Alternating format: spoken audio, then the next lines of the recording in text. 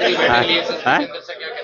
देखिए, आज एसएसबी को लेकर ये बीकानेर में माननीय मोदी जी द्वारा, प्रधानमंत्री जी द्वारा 150 करोड़ का एसएसबी ब्लॉक खोला गया। माननीय अर्जुन राम जी केंद्रीय मंत्री, उनके निवेदन पर। तो ये सेंटर में किस तरह हमारी व्यवस्थाएं सुदृढ़ हो सके, तो आज प्रिंसिपल साहब, सुप्रिंटेंडेंट साहब और एसएसबी के सुप्रिंटेंडेंट साहब के साथ बैठक आयोजित की गई।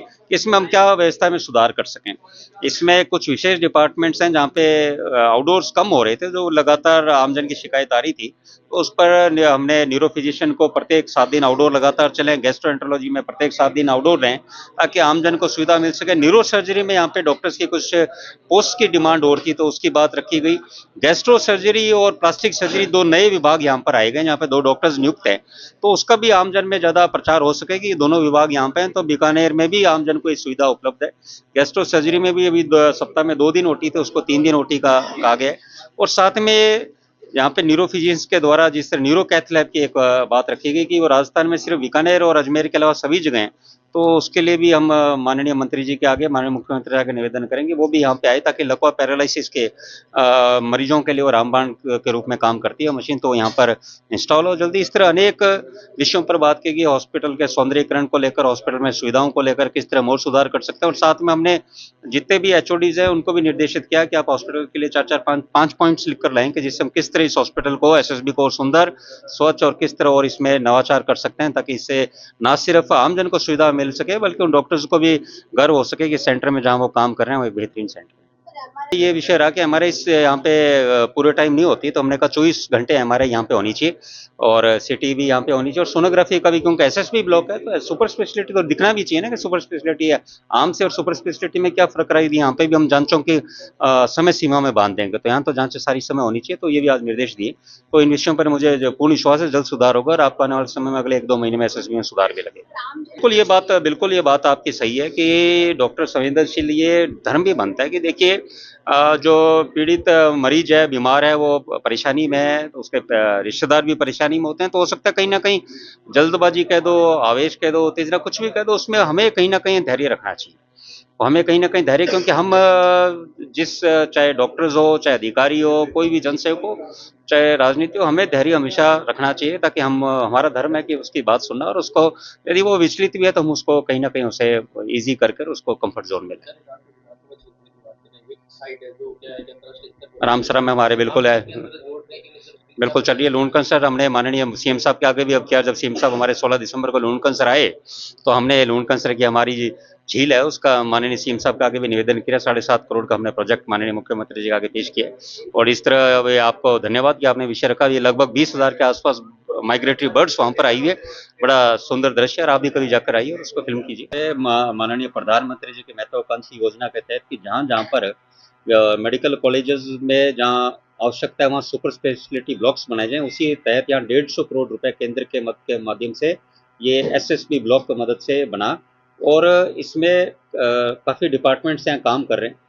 और प्रयास ये इस मीटिंग के द्वारा समस्त डॉक्टर्स के साथ, चिकित्सक वर्ग के साथ, माननीय सभी डॉक्टर्स के साथ, और आज प्रिंसिपल साहब भी बैठे, सुप्रिंटेंडेंट साहब भी बैठे, एसएसबी के सुप्रिंटेंडेंट भी बैठे, और सभी इस एसएसबी में जो डॉक्टर्स हैं वो सभी चिकित्सकों के साथ बैठक आयोजित की गई। मूल उद्देश्य यही कि किस तरह हम चिकित्सा व्यवस्था में एसएसबी में सुधार कर सकें, ताकि आमजन को लाभ मिल सके। ये आजकल सुपर स्पेशलिटी का इसलिए महत्वपूर्ण विषय हो गया क्योंकि आजकल गांव में बैठा व्यक्ति भी जानता है कि मेरे को किसके पास इलाज करने के लिए कौन सुपर स्पेशलिस्ट है, मेरे को उसके पास जाना। अब यहाँ पर विशेष समस्या कई आ रही थी कि कई डिपार्टमेंट्स हैं, डॉक्टर्स भी हैं, पर उनके आउटडोर्स कम थे। तो विशेष निर्देश ये दिए गए, जैसे समय के साथ न्यूरो फिजिशियन, ऐसे जो काफ़ी न्यूरो फिजिशियंस की समस्या रहती है, तो यहाँ डॉक्टर्स भी काफ़ी हैं, तो उनके आउटडोर्स कम थे। एक तो ये निर्देश दिए गए कि 7 दिन न्यूरो फिजिशियंस के आउटडोर्स रहें और सीनियर डॉक्टर्स। साथ में गैस्ट्रोएंटरोलॉजी एक बड़ा विभाग है, और जिसमें आजकल हम देखते हैं पेट की बीमारियां काफ़ी लोगों की, और लोग बड़े जागरूक हैं, सीधे गैस्ट्रोएंटरोलॉजिस्ट के पास जाते हैं।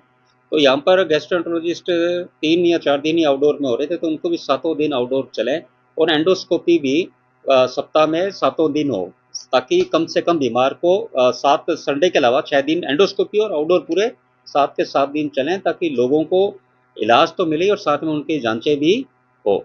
और विशेष यहाँ पे जो विभागों में, जैसे इसके साथ न्यूरो सर्जरी है, तो न्यूरो सर्जरी में यहाँ डिमांड कुछ डॉक्टर्स की गई कि न्यूरो सर्जरी में अभी वर्तमान में 2 चिकित्सक हैं, तो इसके लिए पद यहाँ पे अतिरिक्त पद बढ़ाए जाएँ यहाँ पे न्यूरो सर्जरी में, क्योंकि ट्रॉमा में सबसे ज़्यादा महत्वपूर्ण रोल न्यूरो सर्जन का रहता है। तो इसके लिए 3 एपी और 5 एसआर सीनियर रेजिडेंट्स की मांग रखी गई।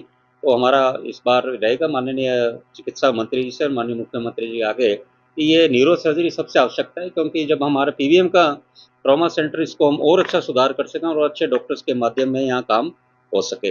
और साथ में गैस्ट्रो सर्जन भी बीकानेर में अभी नियुक्त हुए हुए हैं, तो काफ़ी यहाँ पे 2 दिन सप्ताह में वो उनका आउटडोर है और 2 दिन ओटी है। तो उनका ओटी ऑपरेशन थिएटर 3 दिन किया जाए, ताकि गैस्ट्रो सर्जरी इसलिए महत्वपूर्ण है कि पेट से संबंधित कई तरह की जो सर्जरीज करनी होती है और जिस तरह से कैंसर सर्जरीज भी बहुत हो रही है, उसमें विशेषज्ञ डॉक्टर हुए हैं, तो उनको भी 3 दिन, 2 की जगह 3 दिन ऑपरेशन थिएटर्स मिलें, ताकि उनसे आमजन को और लाभ मिल सके। और साथ में उनको जो स्टाफ की कमी है उसमें रेजिडेंट लगाने की, तो वो भी माननीय प्रिंसिपल साहब को निर्देशित किए कि वो भी यहाँ पे लगे।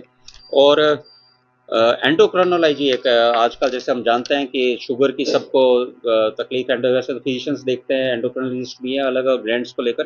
तो एंडोक्राइनोलॉजिस्ट को भी कि जो भी 2 से 3 दिन सप्ताह में बैठ रहे थे, उनको 6 दिन सप्ताह में बैठने का निर्देश दिया गया कि वो 6 दिन यहाँ पे सप्ताह में बैठें, क्योंकि उनकी कोई क्लासेस नहीं है, इसलिए उनको 6 दिन बैठें ताकि आमजन को ज़्यादा से ज़्यादा उनके ज्ञान का और चिकित्सा का लाभ मिल सके। पीडियाट्रिक सर्जरी विभाग भी यहाँ पे, जैसे डॉक्टर पूर्व में गिरीश प्रभाकर थे, वो अपने आप में बड़े इस विभाग को राजस्थान में ऊंचाइयों पर लेकर गए। उनका रिटायरमेंट होने के बाद यहाँ पर दूसरे डॉक्टर हैं, वो अच्छा काम करें। तो पीडियाट्रिक सर्जरी में भी एक पोस्ट की और मांग की गई है, क्योंकि बच्चों की सर्जरी में बीकानेर का अच्छा काम है। राजस्थान के अपने यहाँ पे अच्छे इंस्टीट्यूट्स में अपना नाम आता है बीकानेर के एसपीएमसी का। तो यहाँ पर भी एक अतिरिक्त असिस्टेंट प्रोफेसर की पोस्ट की मांग रखी गई, तो उसके लिए भी हम रखेंगे। और प्लास्टिक सर्जरी में भी एक डॉक्टर नियुक्त हैं। ये भी मैं आप सब पत्रकार साथियों से निवेदन करूंगा कि गैस इसी से नहीं होता, ताकि लोगों को और लाभ मिल सके। प्लास्टिक सर्जरी इसलिए कि लोगों को जयपुर जाना पड़ता था, अब पीबीएम में स्पेशलिस्ट प्लास्टिक सर्जन की उपलब्धता है, तो उससे लोगों को अच्छा इलाज मिलने की है। और साथ में रेजिडेंट सर्जरी की उनकी भी ड्यूटी यहाँ पे लगाई जा रही है, ताकि और इंटर्न की भी, ताकि जो लाभ मिल सके। और नेफ्रोलॉजी विभाग की बात हुई, उसमें किडनी ट्रांसप्लांट का कुछ अखबारों में प्रमुखता से छापा गया, तो उसके लिए भी प्रयास में अग्रसर है कि और उसके लिए भी एक विशेष है कि जो यूरोलॉजी की बिल्डिंग है, जो काफ़ी समय से क्षतिग्रस्त है कुछ, तो उसके नव निर्माण के लिए, उसके लिए मतलब जो बिल्डिंग खराब है उसके लिए 4.5 करोड़ की राशि का उसका क्या राज्य सरकार से हमने लिखकर मांग रखेंगे कि 4.5 करोड़ रुपए राशि उससे मिलकर एक काम हो। और साथ में एक न्यूरो फिजिशियन में कि एक न्यूरो इंटेंसिव कैथ लैब की मांग रखी गई, कि उसमें ताकि जिस तरह हार्ट में कैथ लैब होती है, उसमें न्यूरो फिजिशियन में कैथ लैब हो, ताकि जो लकवा और पैरालिसिस उस तरह उसमें बीमार को तुरंत लाभ मिल सके।